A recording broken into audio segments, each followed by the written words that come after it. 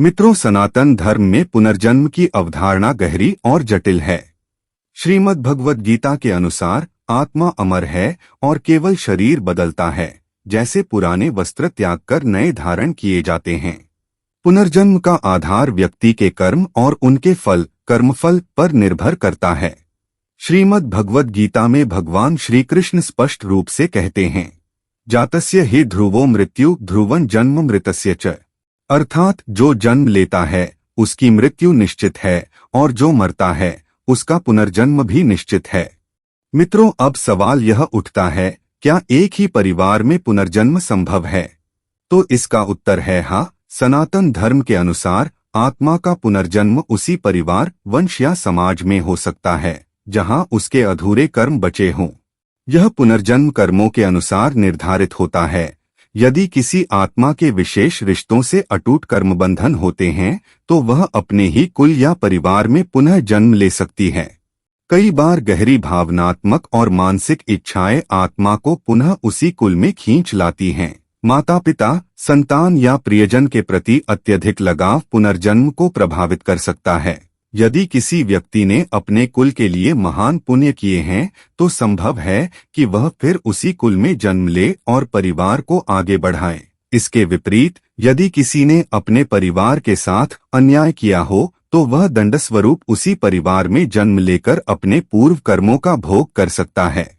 प्यारे मित्रों, कथा को आरंभ करने से पहले कमेंट बॉक्स में जय श्री कृष्ण लिखना ना भूले, साथ ही चैनल को सब्सक्राइब और वीडियो को लाइक करना ना भूले। मित्रों, महाभारत का युद्ध समाप्त हो चुका था। धर्मराज युधिष्ठिर ने हस्तिनापुर का शासन संभाल लिया था। उन्होंने अपने भाइयों के साथ मिलकर राज्य को धर्म के मार्ग पर चलाने का भरसक प्रयास किया, किंतु उनके मन में अभी भी अनेक आध्यात्मिक प्रश्न उठते रहते थे। महाभारत के इस विनाशकारी युद्ध में उन्होंने अपने परिवार के अनेक सदस्यों को खो दिया था। भीष्म पितामह, अभिमन्यु, द्रोणाचार्य, कर्ण और स्वयं भगवान श्री कृष्ण की इच्छा से संपूर्ण कौरव वंश का नाश हो गया था। यह सब देखकर युधिष्ठिर के हृदय में गहरी जिज्ञासा उत्पन्न हुई। वे यह समझना चाहते थे कि यह महायुद्ध क्यों हुआ। क्या यह सब केवल कर्मों का फल था या कोई दिव्य योजना? क्या इसका कोई आध्यात्मिक अर्थ था? इन प्रश्नों का उत्तर पाने के लिए एक दिन युधिष्ठिर अपने भाइयों भीम, अर्जुन, नकुल और सहदेव के साथ महर्षि वेदव्यास के आश्रम पहुंचे। वहां उन्होंने श्रद्धा के साथ महर्षि के चरणों में प्रणाम किया और अपनी शंका प्रकट की। युधिष्ठिर बोले, गुरुदेव, आपने हमें धर्म, कर्म और पुनर्जन्म के गूढ़ रहस्यों के बारे में सिखाया है, किंतु एक प्रश्न मेरे मन को विचलित कर रहा है। क्या एक ही परिवार में पुनर्जन्म संभव है? क्या कोई आत्मा अपने ही वंश में बार बार जन्म लेकर अपने अधूरे कर्मों को पूर्ण कर सकती है? महर्षि वेदव्यास ने युधिष्ठिर की जिज्ञासा को सुनकर गहरी दृष्टि से उनकी ओर देखा। वे भली भांति जानते थे कि युधिष्ठिर कोई साधारण मनुष्य नहीं थे, बल्कि स्वयं धर्मराज के अंशावतार थे, जिनका हृदय सदा सत्य और धर्म की खोज में लगा रहता था।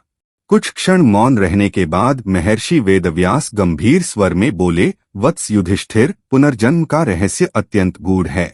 यह आत्मा के कर्मों, इच्छाओं और परमात्मा की योजना पर निर्भर करता है। आत्मा अजरमर है, वह केवल अपने कर्मों के अनुसार नया शरीर धारण करती है। एक ही परिवार में पुनर्जन्म संभव है, किंतु यह कोई निश्चित नियम नहीं, बल्कि कर्म और मोह की प्रकृति के अनुसार होता है। युधिष्ठिर और उनके भाई ध्यानपूर्वक सुन रहे थे। वेदव्यास जी ने आगे कहा, यदि किसी आत्मा का अपने परिवार से गहरा संबंध हो, कोई अधूरे कार्य शेष हो या विशेष कर्म बंधन हो, तो वह अपने ही वंश में पुनः जन्म ले सकती है। कई बार माता पिता अपने पूर्वजों की आत्मा को संतान के रूप में प्राप्त करते हैं, और कई बार कोई व्यक्ति अपने ही कुल में पुनः जन्म लेकर अपने अधूरे धर्म कर्म को पूर्ण करता है। महर्षि वेदव्यास युधिष्ठिर के प्रश्न पर मंद मंद मुस्कुराए। वे जानते थे कि युधिष्ठिर केवल जिज्ञासा के लिए नहीं, बल्कि सत्य की गहन खोज में यह प्रश्न कर रहे थे। कुछ क्षण शांत रहने के बाद उन्होंने कहा, वत्स युधिष्ठिर, पुनर्जन्म के रहस्य को समझने के लिए मैं तुम्हें एक ऐसी घटना सुनाने जा रहा हूँ जो स्वयं भगवान श्री कृष्ण के समय घटित हुई थी। यह घटना प्रमाणित करती है कि आत्मा अपने कर्मों, संस्कारों और ऋणानुबंध के अनुसार अपने ही कुल में जन्म ले सकती है। महर्षि वेदव्यास ने पांडवों को एक प्राचीन कथा सुनानी शुरू की। यह कथा द्वारका के एक ब्राह्मण और अर्जुन की प्रतिज्ञा से जुड़ी हुई थी, जिसमें पुनर्जन्म का एक रहस्यमय उदाहरण मिलता है। इस कथा को सुनकर पांडवों की जिज्ञासा और भी बढ़ गई। महर्षि वेदव्यास बोले, महाभारत युद्ध के कुछ समय बाद जब भगवान श्री कृष्ण द्वारका में राज्य कर रहे थे, तब एक दिन एक ब्राह्मण उनके दरबार में आया। वह अत्यंत दुखी और व्यथित था। उसने श्री कृष्ण के चरण पकड़कर विलाप किया। यह देखकर युधिष्ठिर और पांडव ध्यानपूर्वक सुनने लगे कि आखिर ब्राह्मण का दुख क्या है। महर्षि वेदव्यास ने आगे कहा, उस ब्राह्मण की समस्या अत्यंत विचित्र थी। वह श्री कृष्ण के दरबार में विलाप करते हुए बोला, प्रभु, मेरी जितनी भी संतानें जन्म लेती हैं, वे सभी जन्म लेते ही मृत्यु को प्राप्त हो जाती हैं। यह घटना बार बार घट रही है। मैंने सोचा कि यह मेरे किसी पाप का फल हो सकता है, लेकिन जब मैंने सभी प्रकार के अनुष्ठान और पूजा पाठ किए, तब भी कोई समाधान नहीं मिला। अब मैं आपके पास अंतिम आशा लेकर आया हूँ। कृपया मेरी समस्या का समाधान करें। यह सुनकर युधिष्ठिर के मन में गहरी जिज्ञासा उत्पन्न हुई। उन्होंने महर्षि वेदव्यास से पूछा, गुरुदेव, क्या भगवान श्री कृष्ण ने ब्राह्मण की समस्या का समाधान किया? महर्षि वेदव्यास ने उत्तर दिया, हाँ, श्री कृष्ण ने ब्राह्मण की समस्या का समाधान किया, किंतु इस घटना में एक गूढ़ रहस्य छिपा था। यह केवल एक साधारण घटना नहीं थी, बल्कि यह पुनर्जन्म और कर्मों के बंधन से जुड़ी हुई थी। जब अर्जुन को इस घटना का पता चला, तो उन्होंने ब्राह्मण से प्रतिज्ञा की, हे ब्राह्मण, मैं स्वयं तुम्हारी अगली संतान की रक्षा करूंगा। यदि मैं असफल रहा तो मैं स्वयं अग्नि में प्रवेश कर प्राण त्याग दूंगा। कुछ समय बाद ब्राह्मण के घर एक और संतान का जन्म हुआ। अर्जुन ने अपनी सारी शक्ति, दिव्यास्त्र और रक्षा कवच का उपयोग किया, लेकिन जैसे ही शिशु का जन्म हुआ, वह रहस्यमय तरीके से गायब हो गया। अर्जुन अत्यंत दुखी और लज्जित हुए। अपनी प्रतिज्ञा पूरी करने के लिए उन्होंने विभिन्न लोकों की यात्रा की। वे सबसे पहले यमलोक पहुंचे और यमराज से पूछा, हे यमराज, यह रहस्यमय घटना क्यों हो रही है? क्या तुमने इस ब्राह्मण के बच्चों को अपने लोक में रखा है? यमराज मुस्कुराए और बोले, हे अर्जुन, यह ब्राह्मण कोई साधारण आत्मा नहीं है। यह आत्मा पूर्व जन्म में भी इसी परिवार में जन्मी थी और अपने कर्मों के कारण इसे बार बार अपने ही कुल में जन्म लेना पड़ा है। युधिष्ठिर और पांडव यह सुनकर आश्चर्यचकित रह गए। भीम ने पूछा, क्या यह संभव है कि कोई आत्मा अपने ही परिवार में बार बार जन्म ले? महर्षि वेदव्यास ने उत्तर दिया, हाँ, यह संभव है। आत्मा के कर्म उसके पुनर्जन्म को निर्धारित करते हैं। यदि आत्मा का किसी परिवार से विशेष संबंध होता है, तो वह वहां पुनः जन्म ले सकती है। कभी पुण्य के कारण, कभी श्राप के कारण, तो कभी अपने अधूरे कार्यों को पूरा करने के लिए। युधिष्ठिर ने गहरी सांस ली और बोले, अब मैं समझ गया कि पुनर्जन्म केवल शरीर परिवर्तन नहीं है, बल्कि आत्मा के कर्मों और उससे जुड़े संबंधों का परिणाम है। यह जन्म मरण का चक्र तब तक चलता रहेगा, जब तक आत्मा अपने समस्त कर्मों से मुक्त होकर मोक्ष को प्राप्त नहीं कर लेती। किंतु मुझे अब इस कथा को विस्तार से सुनने की जिज्ञासा है। महर्षि वेदव्यास मुस्कुराए और बोले, तो सुनो द्वारका के उस ब्राह्मण की पीड़ा और अर्जुन की प्रतिज्ञा की पूरी कथा। उन्होंने समझाया कि कालचक्र निरंतर घूमता रहता है। जन्म और मृत्यु का खेल बिना रुके चलता रहता है, परंतु जब कोई आत्मा विशेष कारणों से बार बार जन्म लेती है, तो यह एक रहस्य बन जाता है। यही रहस्य उस ब्राह्मण की संतानों के साथ घटित हो रहा था। यह घटना उस समय की है जब भगवान श्री कृष्ण द्वारका में अपने राजमहल में निवास कर रहे थे। द्वारका, जो समुद्र के मध्य स्थित एक दिव्य नगरी थी, वहां धर्म और सत्य के पालन का आदर्श स्थापित किया गया था। यह नगरी श्री कृष्ण के शासन में ज्ञान, वैभव और नीति का केंद्र बनी हुई थी, लेकिन इसी नगरी में एक ब्राह्मण की संतानें जन्म लेते ही लुप्त हो रही थीं, और इसके पीछे एक गूढ़ रहस्य छिपा था। एक दिन द्वारका के राजमहल के द्वार पर एक ब्राह्मण पहुंचा। उसका शरीर अत्यंत दुर्बल था, मुखमंडल पर गहरी पीड़ा के चिन्ह थे और उसकी आंखों से अश्रुधारा बह रही थी। वह रोते रोते भगवान श्री कृष्ण के पास पहुंचा और उनके चरणों में गिरकर अत्यंत करुण स्वर में बोला, हे द्वारकाधीश, मुझ पर कृपा कीजिए, मेरी व्यथा सुनिए। मैं एक धर्मपरायण ब्राह्मण हूँ। मैंने जीवन भर सत्य और अहिंसा का पालन किया है। मैंने कभी किसी का अहित नहीं किया। फिर भी मैं एक ऐसे दुर्भाग्य से ग्रसित हूँ जिसका कोई उपाय नहीं दिखता। श्री कृष्ण ने प्रेमपूर्वक ब्राह्मण को उठाया और बोले, वत्स, शांत हो जाओ, कहो तुम्हारे मन की व्यथा क्या है। ब्राह्मण ने अपने आंसू पोंछे और कांपते हुए स्वर में कहा, हे माधव, मेरे जितने भी पुत्र जन्मे वे सभी जन्म लेते ही मृत्यु को प्राप्त हो गए। यह मेरे साथ 5वीं बार हो चुका है। मैं एक पिता हूँ जिसने अपने पुत्र को जन्म लेते ही अपनी गोद में निर्जीव पाया। क्या यह मेरे पूर्व जन्मों के पापों का परिणाम है? क्या मेरी आत्मा किसी श्राप से बंधी हुई है? ब्राह्मण की यह पीड़ा सुनकर वहां उपस्थित सभी लोग दुखी हो गए। अर्जुन, जो वहां मौजूद थे, यह सुनकर अत्यंत व्यथित हुए। उन्होंने आगे बढ़कर ब्राह्मण से कहा, हे ब्राह्मण, मैं स्वयं एक क्षत्रिय हूँ।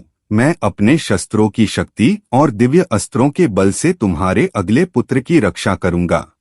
यदि मैं असफल रहा तो मैं अपने प्राण त्याग दूंगा। श्री कृष्ण अर्जुन की प्रतिज्ञा सुनकर मुस्कुराए और बोले, पार्थ, यह घटना साधारण नहीं है, इसमें कोई गूढ़ रहस्य छिपा है।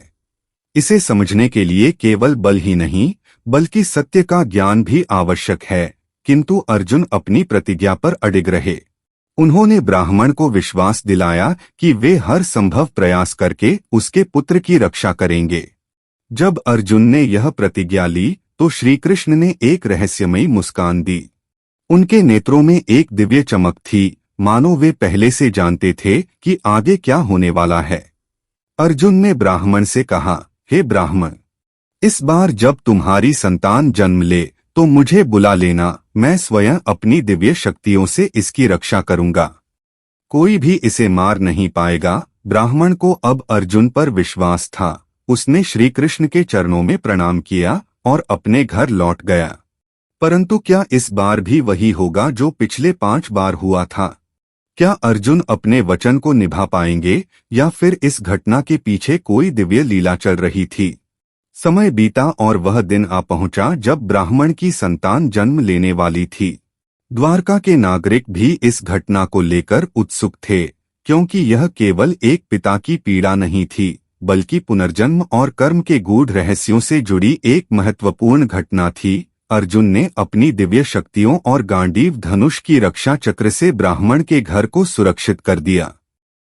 उन्होंने अपने बाणों से एक अदृश्य सुरक्षा घेरा बना दिया, जिससे कोई भी बाहरी शक्ति भीतर प्रवेश न कर सके। किंतु जैसे ही संतान का जन्म हुआ, वह रहस्यमय रूप से फिर से लापता हो गया। ब्राह्मण विलाप करने लगा और क्रोधित होकर अर्जुन से बोला, हे अर्जुन, तुमने तो कहा था कि तुम मेरे पुत्र की रक्षा करोगे, परंतु वह फिर भी लुप्त हो गया। क्या तुम्हारी प्रतिज्ञा व्यर्थ थी? अर्जुन को अपनी शक्ति पर अत्यंत विश्वास था। उन्होंने संकल्प लिया कि जब तक इस रहस्य को सुलझा नहीं लेते तब तक वे चैन से नहीं बैठेंगे। अर्जुन ने सबसे पहले इंद्रलोक की यात्रा की। वे अपने पिता देवराज इंद्र के पास पहुंचे और पूछा, हे देवराज, क्या ब्राह्मण मित्र का पुत्र यहाँ पर है? इंद्र ने उत्तर दिया, नहीं पार्थ, यह रहस्य तुम्हारी कल्पना से भी परे है। यह घटना केवल स्वर्ग या मृत्यु लोक तक सीमित नहीं है। तुम्हें इसे गहराई से समझना होगा। अर्जुन को यह समझ आ गया था कि यह कोई साधारण घटना नहीं थी, बल्कि पुनर्जन्म और कर्म के गूढ़ रहस्यों से जुड़ी एक लीला थी। इंद्र के संकेतों को समझते हुए उन्होंने अगला कदम उठाया और वरुण लोक गए, फिर कुबेर लोक पहुंचे और अंत में यमलोक की ओर प्रस्थान किया। अपने दिव्य रथ से अर्जुन ने यमलोक का द्वार पार किया। वहां उन्होंने यमराज को देखा, जो धर्म और कर्म के संरक्षक थे। यमराज की उपस्थिति अत्यंत प्रभावशाली थी। उनका स्वर गंभीर और गूढ़ था। यमराज ने अर्जुन को देखकर कहा, क्यों आए हो गांडीवधारी अर्जुन? तुम तो अभी मृत्यु के योग्य नहीं हो, फिर तुम यमलोक तक कैसे पहुंच गए? अर्जुन ने हाथ जोड़कर कहा, हे यमराज, मैं द्वारका के एक ब्राह्मण की संतान को खोजने आया हूँ। मैंने उसे बचाने की प्रतिज्ञा ली थी, किंतु वह जन्म लेते ही लुप्त हो गया। मैं जानना चाहता हूँ कि उसका क्या हुआ। यमराज कुछ क्षणों के लिए मौन रहे, फिर गंभीर स्वर में बोले, पार्थ, यह कोई साधारण संतान नहीं है। इसका रहस्य तुम्हारे और श्री कृष्ण के काल से भी बहुत पुराना है। यह आत्मा एक श्राप के कारण अपने ही परिवार में बार बार जन्म ले रही है। अर्जुन यह सुनकर चौंक गए। उन्होंने पूछा, हे धर्मराज, कृपया स्पष्ट कीजिए, यह आत्मा कौन थी और इसे श्राप क्यों मिला? यमराज ने अपनी दिव्य दृष्टि से उस आत्मा के पूर्व जन्मों को देखा और बोले, यह आत्मा पहले एक महान योद्धा थी, जो द्वापर युग से भी पहले त्रेता युग में जन्मी थी। यह राजा नल के पुत्र के रूप में जन्मा था, परंतु अपने अहंकार और अन्याय के कारण इसे एक ब्राह्मण के श्राप से बार बार मृत्यु का दंड मिला। अर्जुन ने हैरानी से पूछा, तो क्या यह आत्मा अपने ही कर्मों के कारण हर जन्म में इसी परिवार में जन्म लेती है? यमराज ने उत्तर दिया, हाँ, क्योंकि इस आत्मा ने अपने पूर्व जन्म में एक निर्दोष ब्राह्मण के पुत्र की हत्या कर दी थी। उसके पाप कर्म के कारण ब्राह्मण ने इसे श्राप दिया था कि यह भी हर जन्म में पुत्र के रूप में जन्म लेगा, परंतु इसे अपने माता पिता से कोई सुख नहीं मिलेगा। जन्म लेते ही इसे मृत्यु प्राप्त होगी और यह पीड़ा सहता रहेगा। अर्जुन को अब इस गूढ़ रहस्य का आभास हो गया था। उन्होंने चिंतित स्वर में पूछा, यदि यह आत्मा किसी श्राप के कारण इस चक्र में फंसी है तो इसे मुक्ति कैसे मिलेगी? यमराज ने गहरी गंभीरता से उत्तर दिया, हे अर्जुन, केवल भगवान श्री कृष्ण ही इसे इस चक्र से मुक्त कर सकते हैं। वे स्वयं नारायण हैं और यदि उनकी कृपा हो तो यह आत्मा अपने कर्मबंधन से छूट सकती है। यह सुनते ही अर्जुन ने सच्चे हृदय से श्री कृष्ण का स्मरण किया। उनकी भक्ति और पुकार सुनकर श्री कृष्ण अपने दिव्य स्वरूप में प्रकट हुए। उन्होंने मंद मुस्कान के साथ कहा, हे पार्थ, यह आत्मा अपने ही कर्मों में उलझी हुई थी, किंतु अब इसके उद्धार का समय आ गया है। इसके पश्चात श्री कृष्ण ने अपने दिव्य सुदर्शन चक्र से उस आत्मा के बंधनों को काट दिया। यमराज श्रद्धापूर्वक बोले, अब यह आत्मा पुनः जन्म नहीं लेगी, इसका चक्र समाप्त हो गया है। हे अर्जुन, तुमने अपने धर्म और कर्तव्य से इस आत्मा के उद्धार में महत्वपूर्ण भूमिका निभाई है।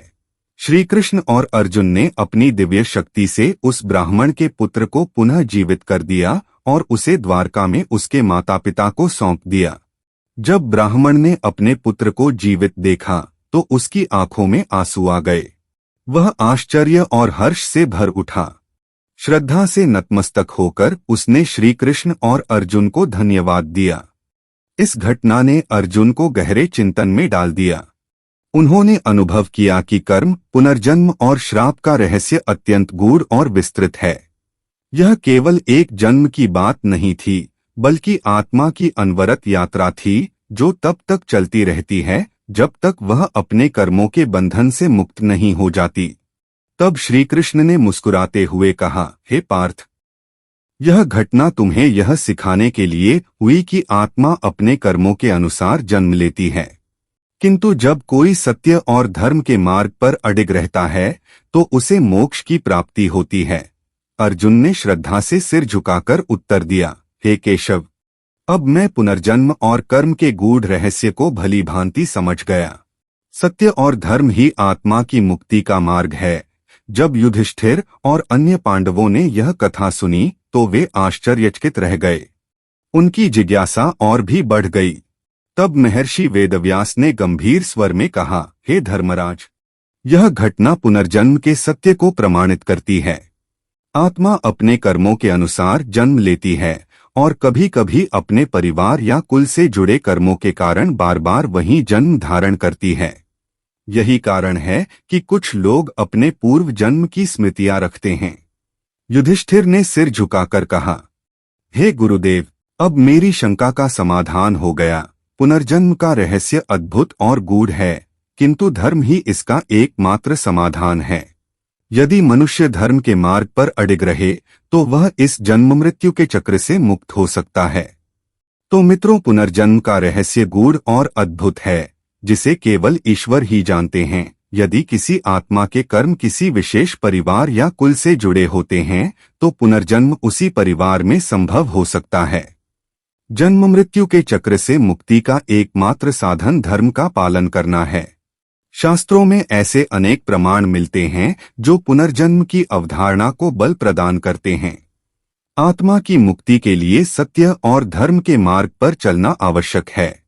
अतः इस कथा का सार यह है कि मनुष्य को सदैव धर्म और सत्य के मार्ग पर चलना चाहिए, क्योंकि यही जीवन और पुनर्जन्म के रहस्यों को समझने तथा मोक्ष प्राप्त करने का सर्वोत्तम उपाय है। प्यारे मित्रों, अगर आपको हमारी यह कथा अच्छी लगे तो कमेंट बॉक्स में जय हरि विष्णु लिखना ना भूले। साथ ही वीडियो को लाइक, चैनल को सब्सक्राइब और वीडियो को अपने मित्रों में शेयर करना ना भूले।